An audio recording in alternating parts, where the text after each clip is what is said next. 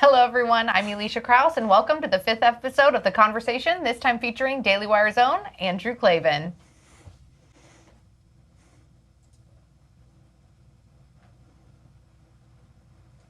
Please remember that our conversation is live for everyone to watch, which is lots of fun, but you can only be a part of it if you are a subscriber. So subscribe to dailywire.com right now so you can join us and ask questions. And be sure to tune in on Tuesday, February 13th. That's the day before Valentine's Day. It's going to be at 5:30 p.m. Eastern, 2:30 p.m. Pacific, to catch our next episode, episode number 6, featuring our very own Michael Knowles. You will not want to miss it. Michael and I always have a lot of fun in those conversations. Really? Not that you aren't fun. I can't imagine what anyone would ask Knowles. Like, what does he know? Does he actually know anything? So, okay, I'm going to give a little bit of behind the scenes here. The last time, it was Michael's first conversation, and I think that he thought that he would be hit with a lot of Catholic questions, especially because it was around like Reformation Day and stuff. Right. So he admitted that he studied up. He had a couple of cigars and a couple of drinks like the night before, and he was studying up because he thought he would get all of these questions about Catholicism, and I don't think we had a question come in. No, the questions are, how do you get your hair just like that? Just like that. And actually, one lady even asked him for romance advice. I thought that was a little odd. But it just goes to show, folks, that we do ask the questions that you ask. And, I mean, Michael Knowles didn't get any Catholic questions. He got the romance questions. Well, if I'd only known, I'd have quizzed him on Aquinas until his eyes boiled. So we know that our editor-in-chief here at the Daily Wire, co-founder Ben Shapiro, despises Michael. I think that's a little harsh. I don't know about that. Detests, possibly hates. I mean, our marketing department the other day posted a video of him saying that they loved his dreamy photo, and Ben said it, quote, "This is the stuff of nightmares." So, I mean, on a 1 to 10 scale, 10 being how Ben Shapiro feels about Michael Knowles, 1 being how his fiance feels about him. Where do you fall? I would say probably closer to Ben than to the fiance. I like Knowles. He's fun to kick around. There's something about it. It's his face. I don't know what it is. It's the minute you look at his face, you just want to insult him. It's the Yale thing. It's the Yale thing too. That's it's like that makes him snotty. But he's a good guy. Yeah. I actually like him. All right, first question. You ready to roll? Yep. Here we go. From Brandy. She asked, do you think sports have helped men take out their violent tendencies in healthy ways, or do you think it fosters them?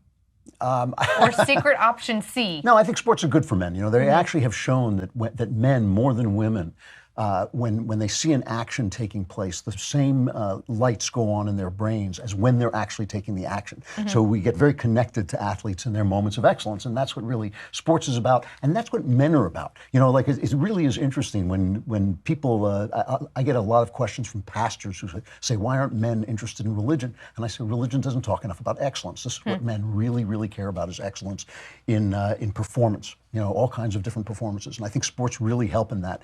The funny thing is when you look at animals, they fight, but they don't kill each other.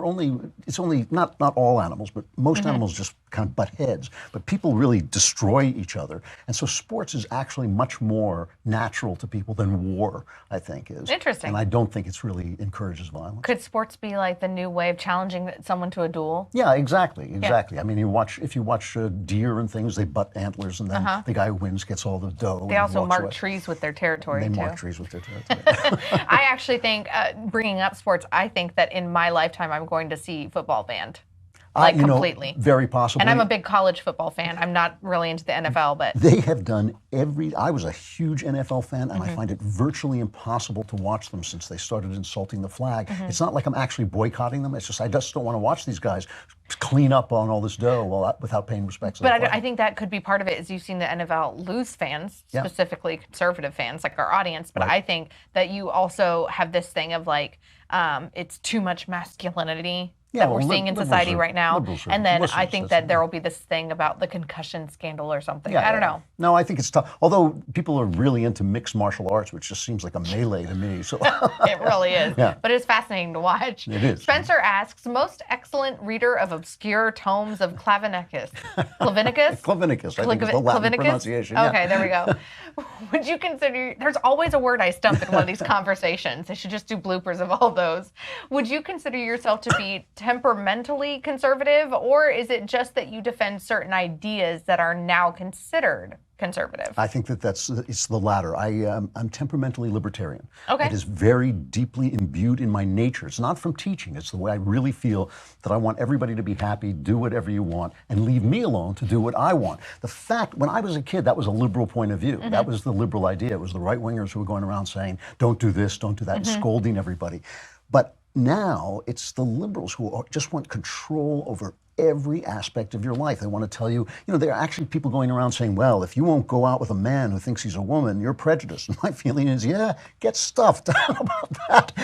There's no way I would ever do that. And it's none of your business. You go out with who you want, and I'll go out with who I want. And that is the deepest part of my nature. It was very, very difficult for me to understand that abortion was wrong because I wanted everybody to do what he or she wanted. The logic of the fact that this was an actual life and you were ending it finally overrode my natural libertarianism. So that's my first position is always a libertarian position. I can be convinced of a liberal or a conservative position simply on the basis of morality. Okay, so is there any issue that you can think of that you would have a more liberal stance? Yeah, I was a very big supporter of gay rights. I don't like changing the definition of the word marriage. The word marriage means to me a man and a woman starting a family. But even as a kid, I remember as a little kid, my father telling me that homosexuality was a kind of illness. I was like maybe 12 or something like this. And that was what people thought, and he wasn't prejudiced. That's just what people thought in those days. He said it was a kind of mental illness. And I remember thinking, they're not hurting anybody. Leave them alone. And of course, I work in the arts, so I've worked with so many gay people that really 10 years before the gay marriage decision came down, I started to say to conservatives, we really should get off this topic because people have the right to live any way they want. And so that's something that I've always been a lot more liberal about. Interesting.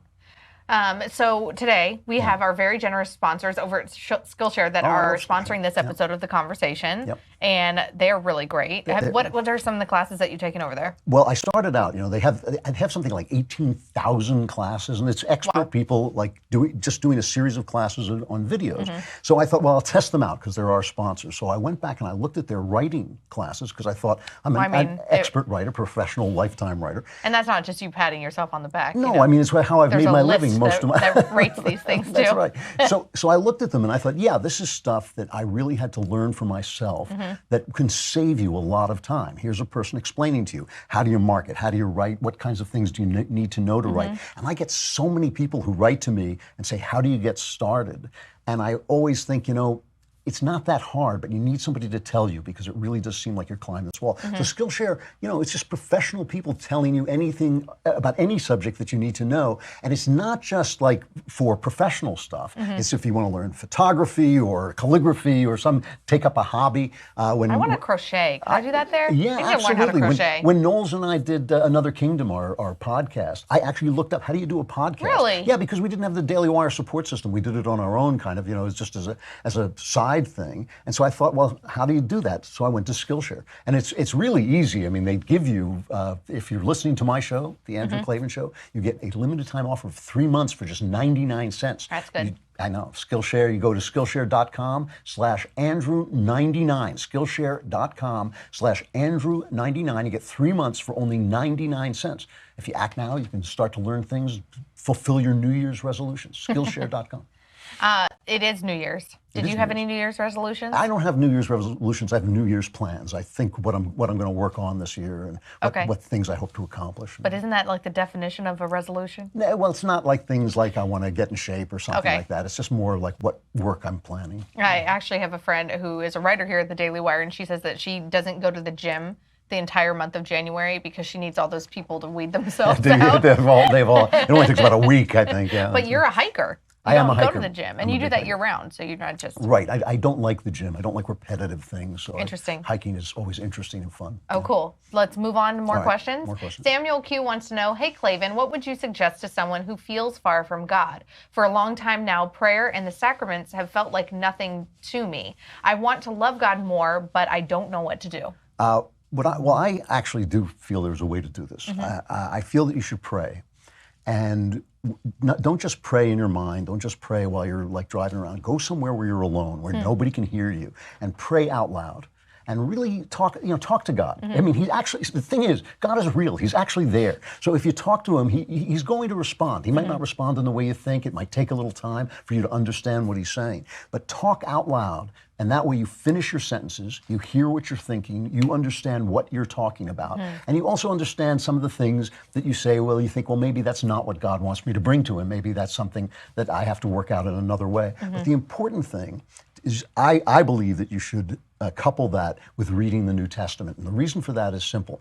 When you first go to God, it's very easy to confuse him with other authority figures in your life, some of whom may have failed you. In my case, I had to get past layers that reminded me of my father, who I didn't have a good relationship with. And I think, that's not the God I'm reading about in the Gospels. That sounds more like my old man, And so I would start to peel those layers away and get closer and closer to God. And over the course of years, I really did develop a very, very intimate relationship with the King of heaven and earth. That can't be a bad thing. It's good to have influence. So I think that's those things. I find the sacraments very helpful. I find the liturgy and the Episcopal Church very helpful. But the important thing is that you are in relationship with God. And having that one-on-one time, and not just doing it at church. I think that's the best place to begin. Yeah. Great. Brandon Valencia says, Supreme Overlord Klavan. I mean, I love these. At least they have my name right now. Which is the best true crime TV show you've seen recently? Which TV show is your guilty pleasure? And he says that his is True Detective. I'm presuming his favorite crime show is True Detective. And then his guilty pleasure is Fuller House. Well, so must be a child of the 90s. True Detective, if he's talking about the HBO, that was not a true crime show, right? That was an actual fiction show. We're talking about the Matthew McConaughey one, yeah. I mean, I guess maybe the Fox or the FX series about O.J. Simpson, even though it was fictionalized, maybe that would be more true crime. I'm not as big a true crime fan as a lot of people are. I mean, I liked the movie The Bank Job, which is with Jason Statham, with a lot of people haven't seen, and is based on a true story. My favorite. I have seen that one. It was a really good movie. The wardrobe was great in that movie. Well, I didn't notice that. But, I mean, my favorite crime show on TV was The Shield, seconded very closely by The Wire. I thought those were two exceptionally great shows. My guilty pleasure, and it is a guilty pleasure, is Blue Bloods. Blue Bloods. Wow, it's still in the law enforcement crime vein. The Blue Bloods is the most conservative show on television. My mother says that. Hi, Mom. Yeah. She's been trying to get me to watch that show forever. My gramps loves it. My uncle loves it. My mom loves it. And she says the same thing. I mean, Tom Selleck has a say, obviously, in the content of the show. Yeah. And they keep trying to push it to the liberal side because as the writers change in the writers' room, there are always liberals coming in. But they keep pushing back a little bit. So you get the family praise. They go to church. They care about law enforcement. Yeah. They will show black leaders as being exploitative and race baiting and things like this. It's not an innovative show, but it is my guilty pleasure. I can't stop watching it. Interesting. Well, I mean, Tom Selleck is on the hot old guy list because only two men can carry off that stash. Me and Tom. No. Oh. Sam Elliott. Sorry. Sam Elliott. Notice, not even a hesitation. No. Sorry. I'm just happy it wasn't like Thunderbolt where the chair just opened up and dumped me through the floor. Oh, this is funny. Apparently Sean Spicer is watching. Oh, Sean Spicer is watching. Sean Spicer asked, all right, Clavinator, deadly assassin and evil instrument of the loathsome Skynet, what should I do with 2 days in London? Oh, great question. Great question. Well, first, I mean, there's so many sites. And London is a great tourist city. Unlike New York, unlike LA, it is actually a great tourist city. I've lived in both of those places. I think they're great tourist cities. What do you come to see in LA? It's Hollywood stars' homes. But, no, I ignore that. But London, I mean, it has some of the greatest museums. The National Gallery is a great museum. I personally like the National Portrait Gallery, where you get a lot of history as well. Okay. And if you are in London for 2 days, I strongly recommend that you go to the theater, especially the National Theater. Every actor in England is great. There is not a bad actor. Every single, I think the entire island must just have good actors because I've never seen a bad performance in an English theater. And theater, because they really only have that one major capital city, theater is still a way that the intellectual and artistic classes speak to one another. So they have important theater. They have theater that matters in the same way we have television shows that matter because we don't really have, we're all spread out over the country. So I definitely go to the theater. I definitely go to one of the galleries, probably the National Gallery. I would also take a long walk. I would take a long walk through the center of the city. Best walking city in the world. Okay. Yeah. So long walk through the center of the city. Yep. One of the art galleries and go see a show. Okay. 3 things, 2 days. Can it be done? Oh, yeah. Okay, sweet. And I mean, fish and chips, A pint somewhere? No. No? Oh, a pub, definitely a pub, mean, yeah. gosh. But don't order the fish and chips. Please remember our conversation is live for everyone to watch. So hello everyone watching on YouTube and Facebook, but you can only be a part of it if you are a subscriber. So go now to dailywire.com to subscribe and join us, and that's how we are getting the questions. And we promise we take the questions in the order that they are received. We don't show any special precedent over, men and Sean women Spicer here. didn't, I don't know. I get mean, a if it front was for Sean one. Spicer, just no questions from Steve Bannon. So Skillshare is our generous sponsor for this episode of the conversation, and I think I'm really going to check it out for that crocheting. It is absolutely great. 18,000 classes, experts. They just give you, and it's all like you don't have to. They don't stop in the middle of the class. They give you the whole class. You don't have to pay extra. It's not like one of those things like in-app purchases. Those they are just so give annoying. you the entire class, and it's experts, teaching you what they know. Whether it's like design or the writing or calligraphy, photography, anything you want to do, any kind of new skill you want to learn. One of the things you asked me about resolutions.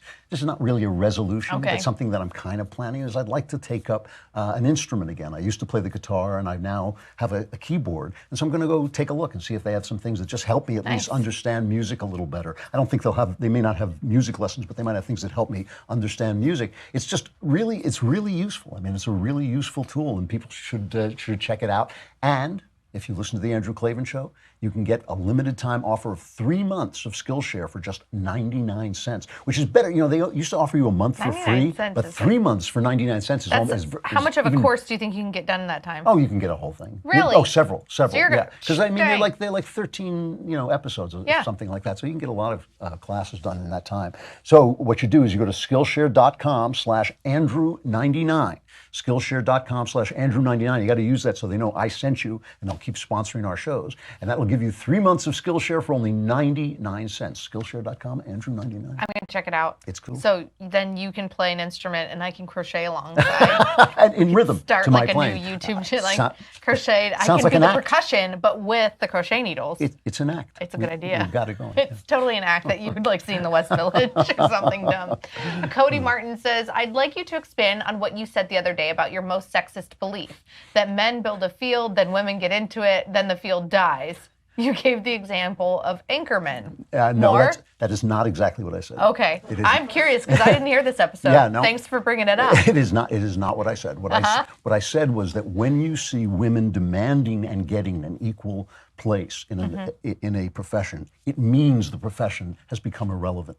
Because first of all, this is the thing. The thing I hate about feminism, the reason I'm an anti-feminist, is what it does is it takes male values and it imposes them on women. And look, there are all ranges, all kinds of women. Yeah. But more women stay on the feminine side, more men are on the masculine side. And what feminism does is says the masculine values are right. Work, career, money, prestige. These are the things that men naturally want. Women, sometimes that's not what they're even interested in. They're interested in family. They're interested in relationship, in life. Thank God. I mean, to me, those things make femininity and women make life better for everybody. And so I think on our last conversation, you actually said something interesting, that you believe that certain language shouldn't be used around women because women typically elevate a situation. I think they do. So that analogy kind of goes against what you were saying. So all I'm saying is this. It's men who tend to do things like say, I have an idea. What if I jump off this cliff and see if a Kleenex will keep me from landing, too fast. And they invent a new sport, right? And so now you have men jumping off, Kleenex jumping, and they're jumping off cliffs, and they're jumping off buildings, and jumping off. And this goes on for a while, and pretty soon people start to get bored with it. And that's when you see women start to say, we demand 50%, that you hire 50%, and the guys are already moving on to a new sport. And they say, go ahead and take it. If you see in the news business, when it mattered who was on television doing the news, it was all men. Now, there are all kinds of anchormen because nobody watches the news anymore. Movies are being taken over right now. Women are demanding a place. Nobody goes to the movies anymore. Movies don't matter. Only Spider-Man movies matter. So so what you're saying then is essentially an industry starts to die. Are you blaming the industry dying because of the women taking over? No. Oh, no. It's just because men have now moved on to something else. So you're saying it's a sign that men have moved on and now women actually... That's right. Because plenty of... So then are you actually making the Time's Up argument for people because you're saying that there's only space for women when all of the men have gone away? Yeah, that's pretty much right. And because the men, there's a a video game that's about to come out called Star Citizen. Probably more people will play this video game in the first 6 months that it exists than have ever seen the film Wonder Woman or ever will. In the first 6 months, okay?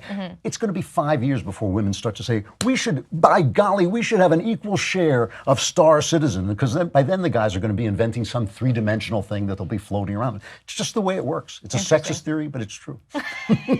Stephen Sundell says, Commander K, our public discourse has come under the control of a cadre of radical leftist kids at the social media giants. How do we resist this clear and present danger to the Republic? It is a clear and present danger to the Republic. If you will notice, I just wrote about this in City Journal, there is not one important right-winger. You cannot name one important right-winger who wants to silence anyone on the left, who wants to censor anyone on the left. You can hardly name a left-wing redoubt, a left-wing outlet that doesn't want to silence every right-wing voice. Why? Because right-wing ideas work and left-wing ideas don't. And the only way to promote left-wing ideas, if that's where you get your power and your prestige and your sense of virtue from, is to silence the arguments against it, because the arguments against left-wing ideas are right.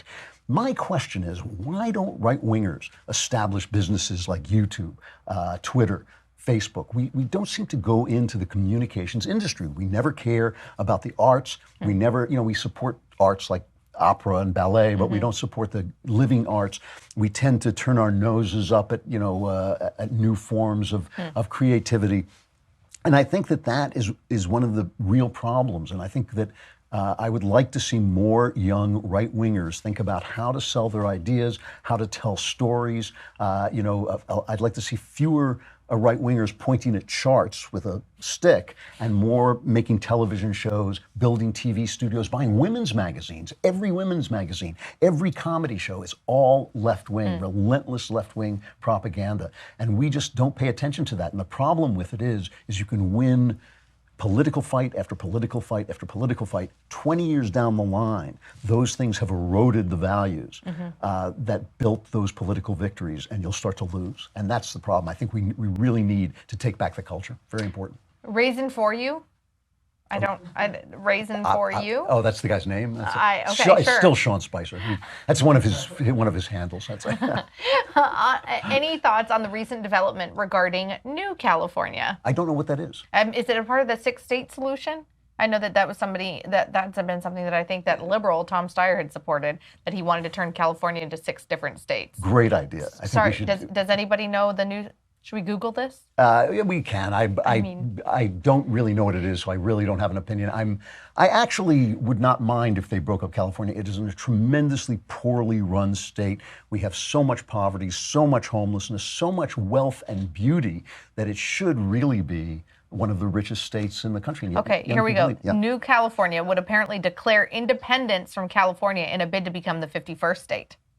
So it would be turning into 2 states. So this just happened. Can we put all the liberals in one half of it? They want to take over most of current-day California, including many of the rural counties, and leave the coastal urban areas to themselves. So we'd still be stuck in LA. We'd be in the coastal urban area. But still, I would compete with liberals in any time, any place, as long as they don't get to take our tax dollars. Okay. As long as Donald Trump's tax plan goes into effect and they don't get to subsidize their high taxes with federal tax money. Okay. So urban California. Yep. I mean, I don't know how they're going to do that because the Bay Area is super We'll build our own liberal. cities. We'll have better cities in 10 minutes. Bring it on. Bring it on, so New apparently California. Andrew Klavan is a fan of secessionism, and did I say that right? Kevin wants to know, given the immense divide between the left and the right, what is something that we can all work toward to help bring the parties closer? You know, what I tell you, this is my own pet peeve. What I'd really like to see is I really would like to see the question of homelessness addressed by right-wingers and left-wingers sitting down together. I mean, if you live in LA, you drive around and there are tent cities all over the place. Yep. When I was in New York, it was 5 degrees below zero. There were guys on the street with their dogs begging.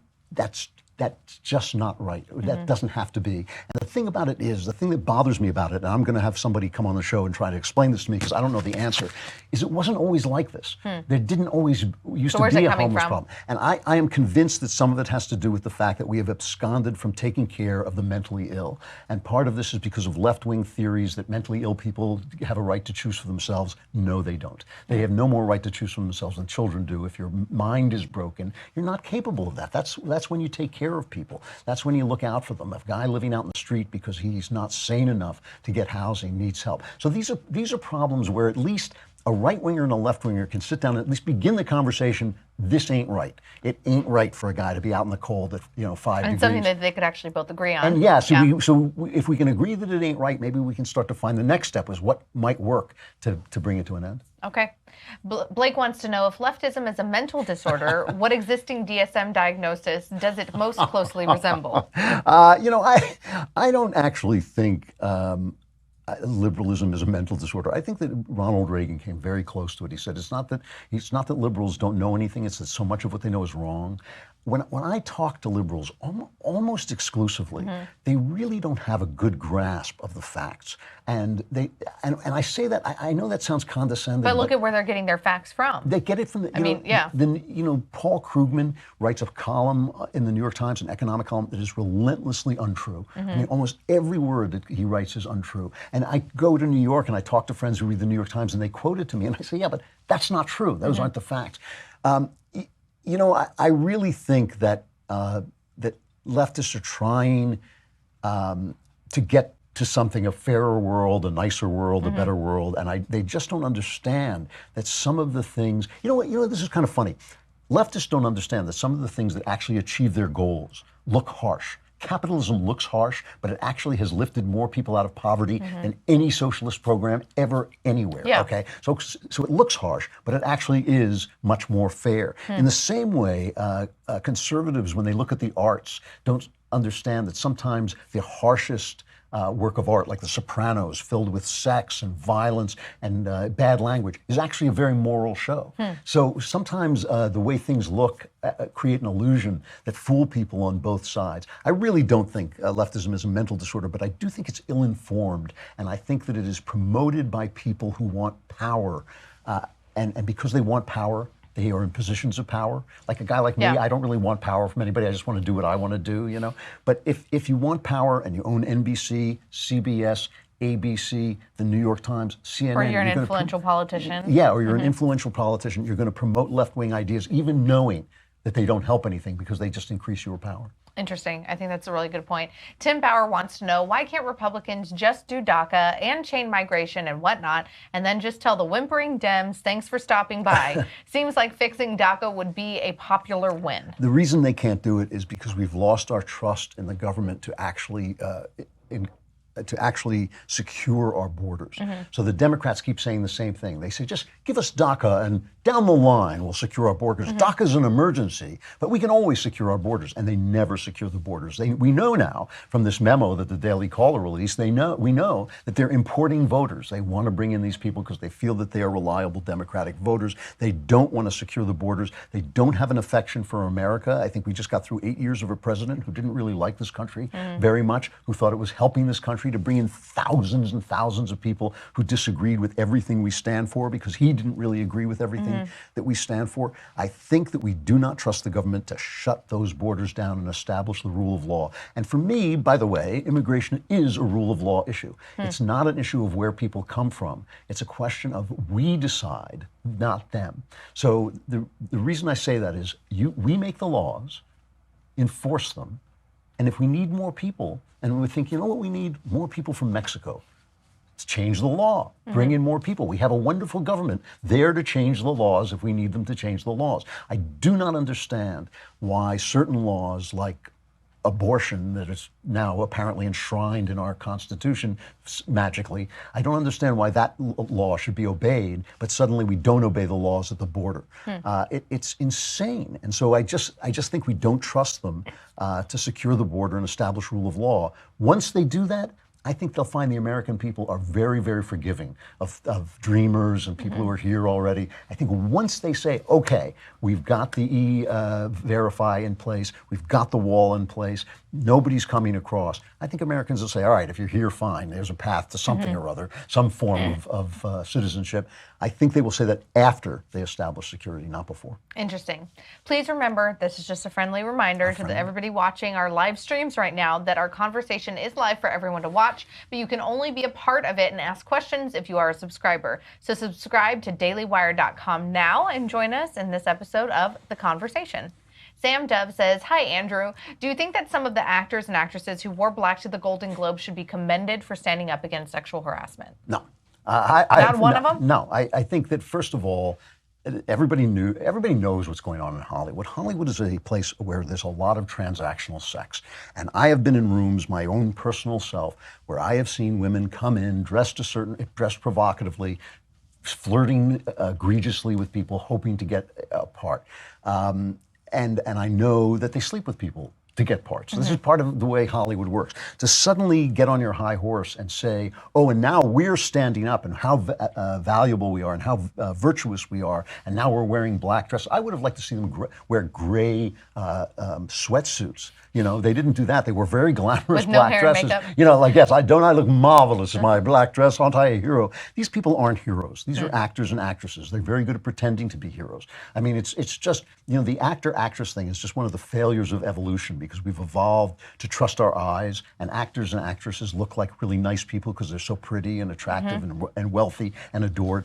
Most of them are just not that bright, you know, and I think that these are not heroic people. They're not changing anything. They're not really making an important statement. They're people who sat around while Harvey Weinstein, who, in my opinion, if half of what they say about him is true, he belongs in prison.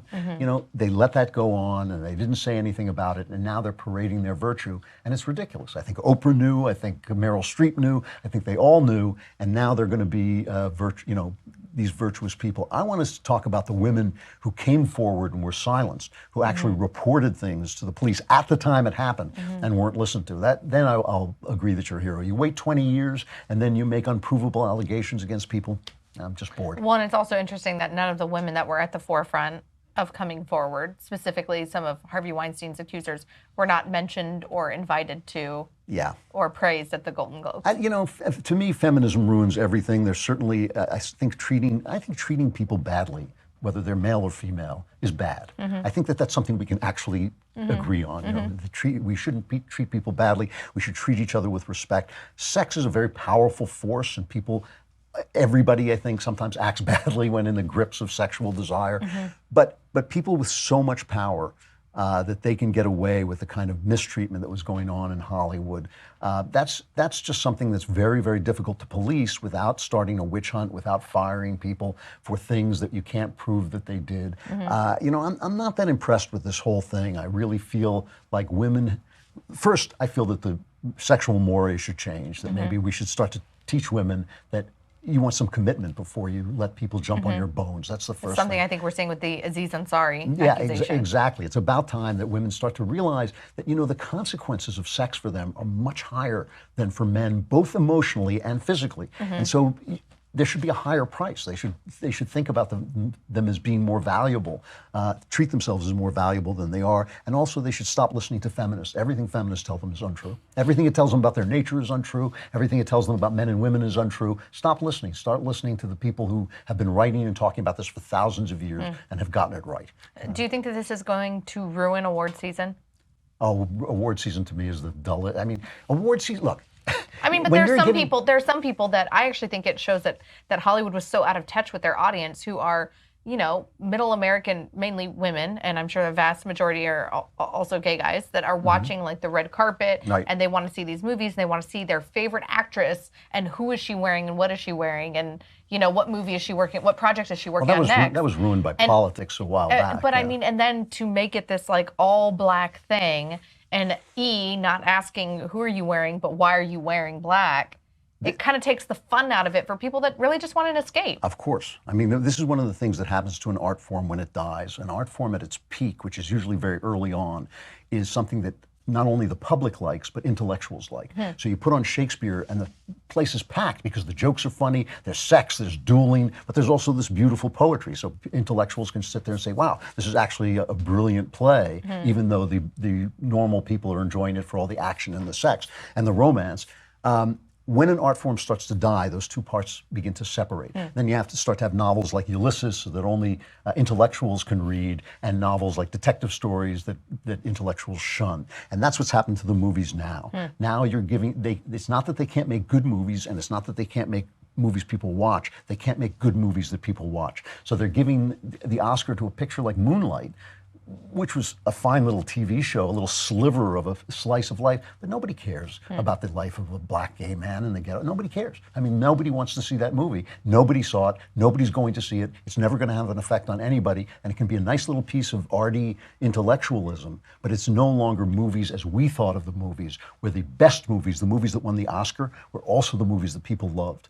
You know, and that those days are gone. And that's why award season is over. Award season is over because they're no longer talking about the movies that people like, because the movies that people like no longer deserve awards. Interesting. Veronica Young says, how about that conservative think tank? What's your advice for conservatives who want to impact the culture artistically? How do we navigate the censorship and bigotry? This drives me a little bit crazy because I mean, I know a lot of the think tank guys. They're all such good people. They are good thinkers. They think about wonderful things, but none of them thinks about the arts, and none of them thinks that that is a specialist field. So in other words, there are people who write, I don't want to, you can name all of the conservative think tanks. There are people at those think tanks who might enjoy the arts and write about them, but none of them are people who have lived in the arts, who practice the arts, who study the arts, none of them, because conservatives don't care about them. And I think that that was the thing that Andrew Breitbart, he said he wanted me to be the first president of his think tank, which was going to be a cultural think tank. And I said, okay,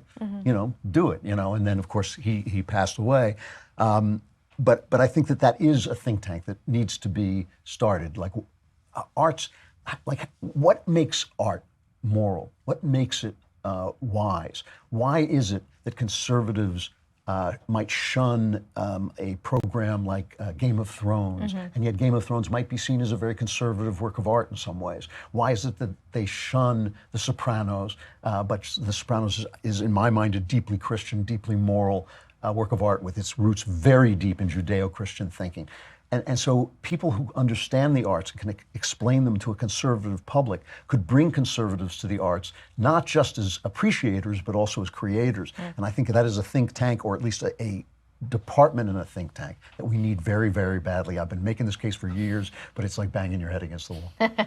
Wayne Goebel wants to know, in your series, Another Kingdom, which is what you mentioned earlier, and it's over on Ricochet, and you and Michael do it. Yeah, or iTunes, anywhere you get a anywhere you get a podcast. I believe I heard you use the word yin to describe the goodness of one of your characters. Is this unintentional with yin referring to darkness and yang to light? No, it was referring to her femininity. It was there's a woman in it named Jane Janeway, who was a very, very feminine girl who the hero is slowly falling in love with. And she's a girl who takes care of people. She's a girl who nurtures people. She's a girl who sits, you know, as he says, when he comes in and he's hurt, she actually kisses it and makes it better. And he says, and it works. This is the same thing. So he refers to her magic yin at one point.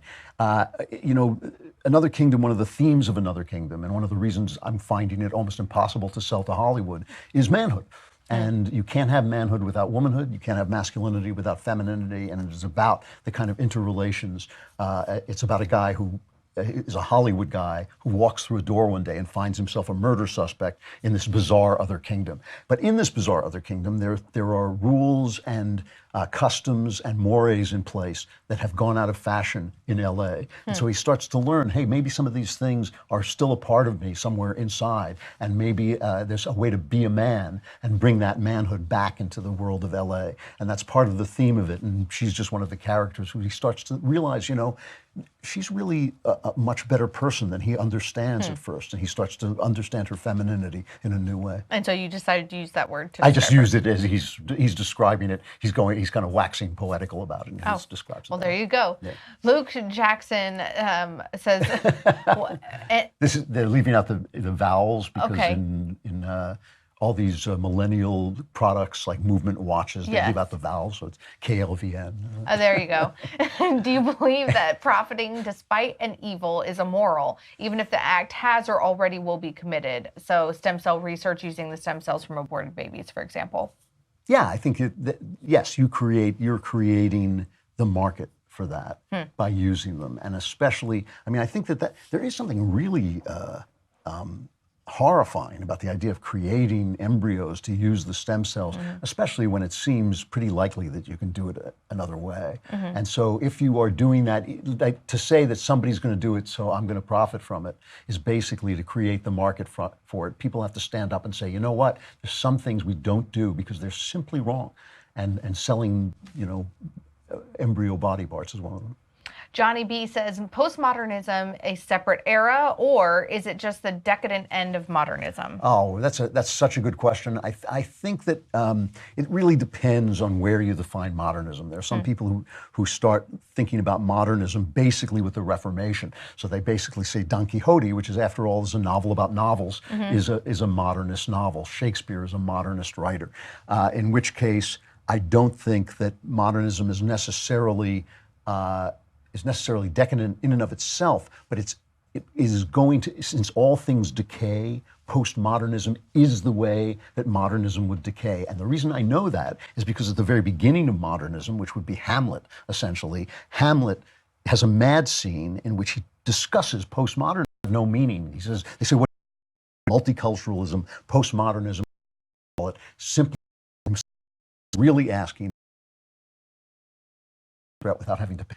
Somewhere along the line, somebody has to stand up and shout these people down and fight back. And I shouldn't say shout them down, I mean argue with them. Well, this is something that I'm full disclosure, I have a child that's going to kindergarten next year. There you go. So my husband and I have been doing the school hunt here in Los Angeles. And at a few of these schools, we have seen pictures of hashtag she persisted and Hillary Clinton on the wall at teachers' desks, right, in open view. Right. And I'm like, you know what? Don't talk to my kids about sex, religion, and politics. That's my job at home. Right. Just, my entire hooked on phonics, the vowels, like algebra, stuff like that. So, but if I say something, I then risk my child being ostracized or not being able to get into a school that might potentially be the best school for her. Right. So you're right, there is the risk, but what risk is that? I think you have to speak up, because if nobody speaks up, then everybody assumes that everyone agrees. So if once you speak up, I think other people will start to speak up, and because they're wrong and because they know they're wrong, sometimes just the force of another voice will force them to back down. I had a lot of my life was defined by the fact that I refused to let my children go to public schools. And I did a lot of work that I might not have done to get them through some of the very pricey schools that I sent them to, simply so that when I went in and said, hey, you know what, you can't say that, that's not right, they had to listen to me, And listen, I'm a very civilized guy, I always got along with their teachers, most of their teachers, 80-90% of their teachers were great. But I wanted the right to question them. I didn't want them to say, this is a public school, you have no right to say anything. And I think that you have to speak up. You have to be a voice for values, not to shut anybody else up, but simply to point out that they are shutting people up, because that's the flaw in their logic. The flaw in their logic is not that anyone is stopping them from speaking, it is that they are always stopping other alternative voices. And I think that if you can bring that out, sometimes you can shame them into telling the truth. So if I do end up bringing my kid to one of these really expensive schools, can you just come with me? Yeah, exactly. I'll stand behind you in a pinstripe suit with a cigarette in my, this is my Louis. Enforcer. Exactly. We only have a little bit of time left, so let's keep rolling through all of these. Blake Conrad says, Lord Klavan, what is the cure for toxic femininity? Well, first of all, one of the things about this is that most of us only have one really important woman in our lives. Choose carefully. This is the first thing. I have had a miraculously beautiful marriage, and a marriage that has inspired me and uplifted me. My wife hates it, but I think but for you it's been real good. For me it's been great. And I think the thing is, my wife is an extraordinarily feminine woman and a person who really dedicated herself to making a life for me and our kids. And I think when you have that in your life, a lot of other things don't matter. A lot of things that other people are doing don't really matter. But my approach to toxic femininity, and I lived through some of the worst eras of feminism, including the 80s, and I think it's come back now. My attitude was to ignore it. And I opened doors for women, as you said. I treated women like ladies. I treated women as I wished women wanted to be. And much of the time, it was who they wanted to be. They wanted to be treated like ladies. It was only the exception who would stop, and this would happen to me. They would stop and yell at me on the street, why are you opening the door for me? And I would say, well, I thought you were a lady, sorry. And they would find that very offensive. What's really interesting is I was in New York for Christmas, and not only under the effect of Donald Trump, I believe, were people aggressively wishing each other Merry Christmas instead of Happy Holidays, which was a big change. But I'm counting about 5 times when I would open the door for a woman, she would stop, turn to me, look me like dead in the eye and say, thank you. That was such a nice thing of you to do. Thank you so much. And then go through the door. And I would be sitting there like going, I guess things are changing because that's not the way it used to be. Yeah. So, I think it was Ralph Waldo Emerson who said that if you stand where you are, the great world will come around. And that's been my approach to toxic femininity, which I just regard as feminism. I think feminism was a bad idea. I think its time is passing. I think we needed it. I'm an individualist. I want everybody to do what he or she wants. So I'm not like putting any restrictions on anybody. But I think that when women come to their senses and stop succumbing to the social pressure that has been created by the left, I think that maybe they will change the whole culture. I wonder how many times in a conversation we can get Andrew to say that he doesn't like feminists. I do not like. Did I say that? Did I mention that already? Feminists, feminism. Different. Well, because nobody wants to say it, so I say it. Once again, this is just a friendly reminder that our conversation is live for everyone to watch, but you can only be a part of it if you are a subscriber to The Daily Wire. So go to thedailywire.com right now and join us, subscribe to join us in this conversation. And don't forget the next conversation is going to be next month on February 13th with Michael Knowles. George says, did you ever regret just throwing away thousands of dollars worth of bar mitzvah presents? And did your parents ever find out? If they did, what happened? They didn't ever find out. The really weird thing about this, I write about this in my book, The Great Good Thing, which is about my conversion. And one of the things that happened, I got thousands of dollars worth of jewelry and savings bonds and all these things for my bar mitzvah. And then about 6 to 8 months later, I started to think, I really was lying. I didn't really believe in any of the things I said at my bar mitzvah, so this is ill-gotten gains. And I crept out very late at night and I threw this leather box full of jewelry away. I just stuffed it into the... Some dumpster diver is real pleased with that. I know, somebody... Do people know what that is? I'm from the land of dumpster divers. I don't it's more of a redneck thing. I've always wondered if the garbage man found it. I very much doubt he did. I hid it very, very deeply. I don't think I ever did regret it. I can't remember ever regretting it. The really strange thing about it was I didn't ever really think about it again. It was just something I did thinking, well, that was the right thing to do. And then at a party I was at with a friend of mine who is an Episcopal priest with his wife and my wife, we were sitting around, and you know how you tell stories at a party, and I told that story. And the party sort of stopped, and this priest said to me, that's a remarkable story. And I paused because here I am, a professional storyteller, and I'd never told, and I thought, that is kind of a remarkable story. And it started me to thinking about why I had done it, why it had mattered so much to me to done it. It was the first time it ever occurred to me that maybe God mattered to me, because, not the first time it ever occurred to me, but one of the times it occurred to me that maybe God mattered to me, or it wouldn't have been so important to me that I had lied about him. So I don't think I can't recall ever regretting it. My parents never did. I never discussed it with them. So interesting. Yeah. Caitlin Barnes says, Master of all things Klavan, how many seasons of Another Kingdom are you expecting to produce? We're very much hoping to produce 3. I hope it's 3 seasons. The first season does resolve itself, but it also has some, things that lead into the next, cliffhangers. And we've gotten a great response the first time. I'm going to see what happens when I send the book out. I may publish the book myself. I'm not sure how I'm going to handle that. But I'm very much hoping to do a second season next year, and then I'd love to do one more and really round out the whole story.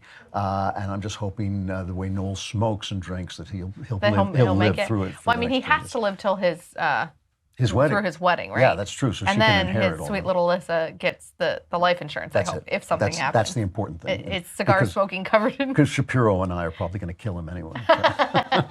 I don't know if this is recorded.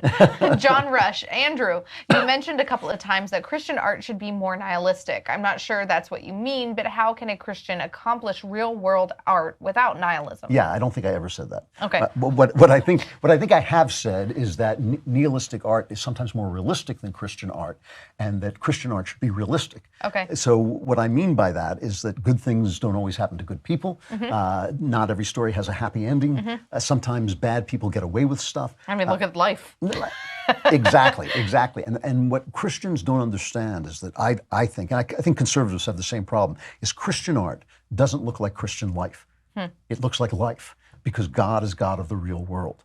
And so, sometimes when you see, a movie that I always like that's a nihilistic movie is called Open Water, about some people get lost in the water and the sharks come after them, and it's just bad things happen. It's just like, bad breaks, terrible things happen, and then things just get worse. And that's like nihilistic art, because that's basically the philosophy that it's putting forward. But a Christian could tell that story too, but he'd have to be honest about the pain, the suffering, the tragedy, the seeming uselessness of it, because where Christianity takes place is in a timeline that goes beyond each life.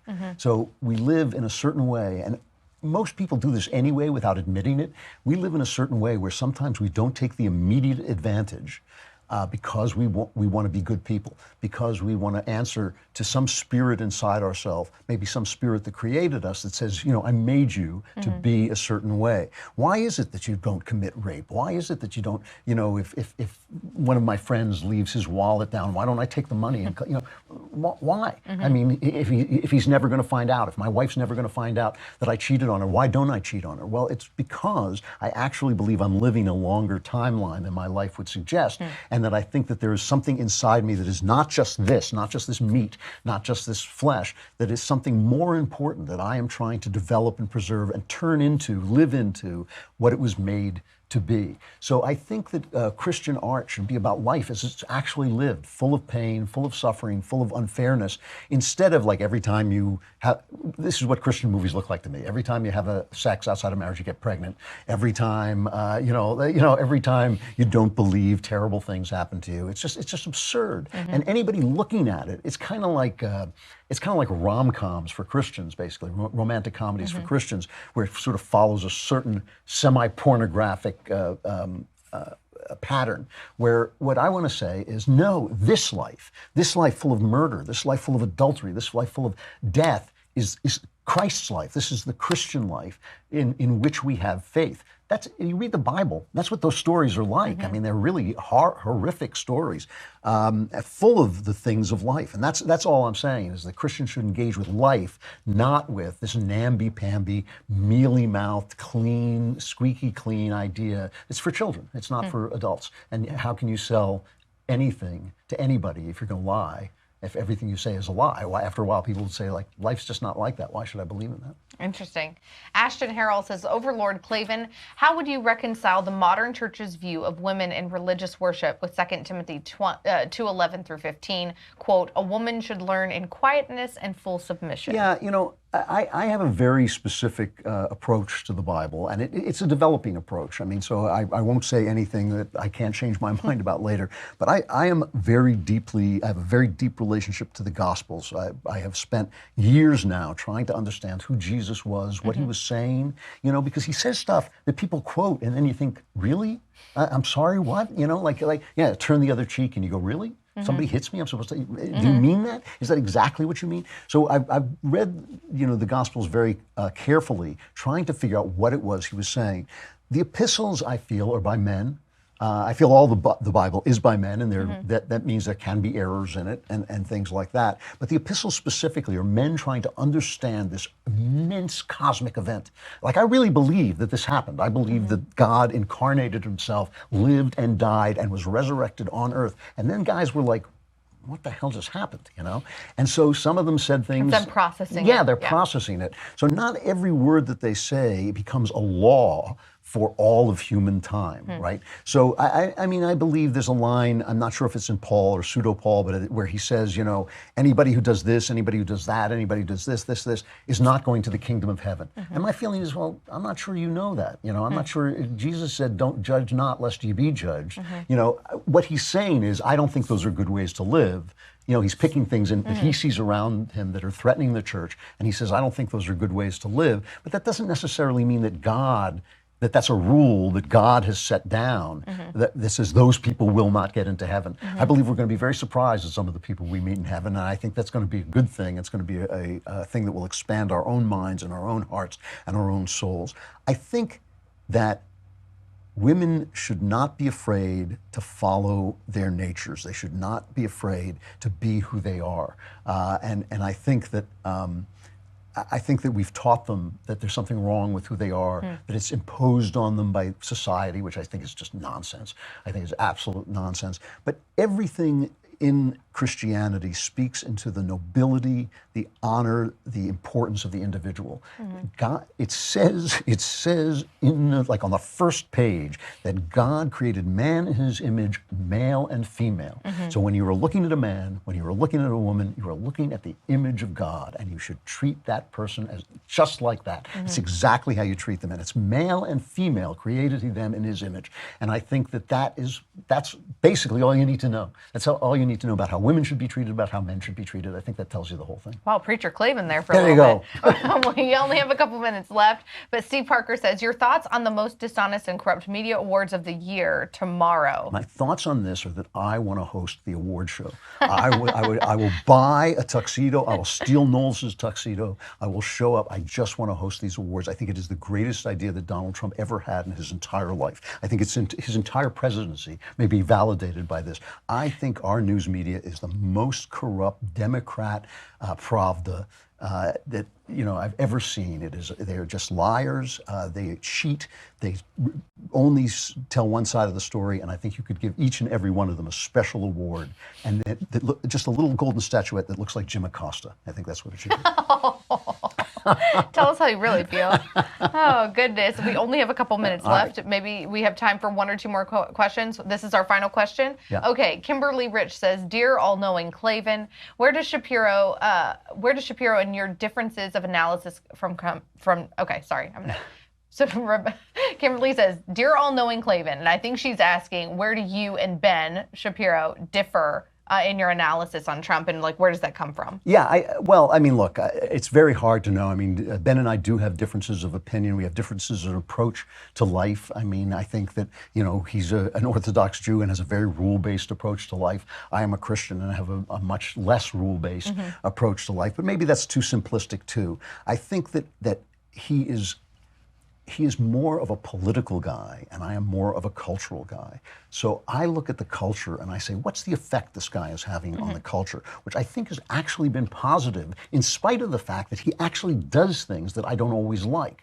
Whereas Ben is always looking at policy. He's always looking at, the numbers, what the polls say, how this is going to affect the polls down the line, who's going to win the next election. I've been around a long time, and I realize that you don't always know who's going to win the election. I mean, on the day that Donald Trump won, neither Ben nor I knew who was going to win the election. So I don't worry so much about as much about the future in that regard. I look at the culture and I think, like, maybe it's a good thing that people are turning to their sports heroes and say, hey, stand up for the flag when they play the national anthem. Maybe it's a good thing that people are saying Merry Christmas. Maybe it's a good thing that people are not so I talked about this, I wrote an article about this week that was very popular in City Journal, where I said, Trump is rude. I don't like rudeness, but that rudeness is helping to shatter the political correctness that has worked as a mental prison for all these years. The left purposely constructed this out of our manners, out of our good manners. They would say, well, it's not polite, it's not nice to say that blacks commit a disproportionate amount of crime. You go, well, that's the fact. Oh, yeah, but you're a racist if you say it. And Trump, because he's rude, because he's crude, is actually breaking through, shattering those rules. So there he is doing something that I think is wrong, but it's having a good effect on the culture, and that makes me happy. He's also just accomplished a lot of good stuff in that first year, and it was easier for me to see that than Ben in some ways. It took Ben a little bit longer, I think, to come around, because he felt that he was calling balls and strikes. I feel I'm looking at the way the culture is going, the big ship of the culture. Is it headed toward the North Star, or is it getting lost? Right now, I think we're in a good path. And part of that is because of Donald Trump. And so I'm much more easier on him than Ben, who's sometimes saying, well, this policy's wrong and that policy's right. And he has a much more political point of view. I think I have a much more cultural point of view. Interesting. We'd like to thank our generous sponsors over at Skillshare. Thank you, so don't forget Skillshare. about that. And be sure to tune in on Tuesday, February 13th at 5:30 p.m. Eastern, 2:30 p.m. Pacific to catch our next episode, episode 6. It's going to feature our very own Michael Knowles, Who? and you won't want to miss it. Michael Knowles. He smokes a lot of cigars, went to Yale, No, never wears heard the of him. glasses. No. Yeah, Ben hates him. Yeah. Oh, yeah. Oh, yeah. Now I remember. Thanks for watching, everyone. I'm Elisha Krause, and I'll see you next time.